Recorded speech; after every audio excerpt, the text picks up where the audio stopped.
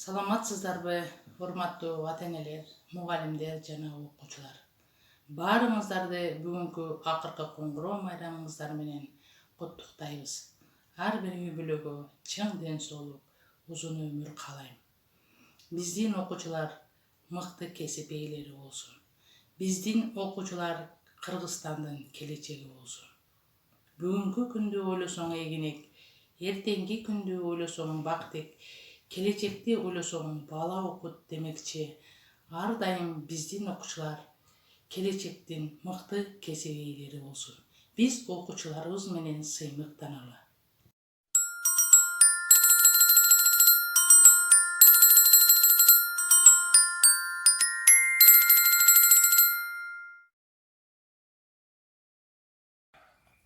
Мугалим бул чырак түндү жарыткан, өз милдетин аткарууга ашыккан, лечен деген окуучуга талыкпай билим берип бул дүйнөнү тааныткан.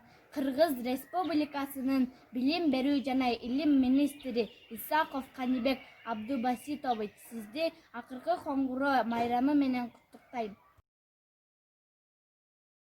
Баалайлычы мугалимдин кадырын, мертебесин, зоборосун, сабырын, мүрөк суудай арулукту ыроолойм. Мугалимдер аман болсун. Ар дайым. Кара Суу райондук билим берүү бөлүмүнүн башчысы Машрапова Гулайым Эгемназаровна, сизди акыркы коңгуроо майрамыңыз менен куттуктайм. Районунун билим берүү бөлүмүнүн башкы адиси Омозов Жаныс агайды акыркы коңгуроо майрамы менен куттуктайм. Акыркы коңгуроо майрамыңыздар менен урматтуу мугалимдер жана окуучулар, үйдө окуткан, шарт түзгөн ата-энеме ыраазымын.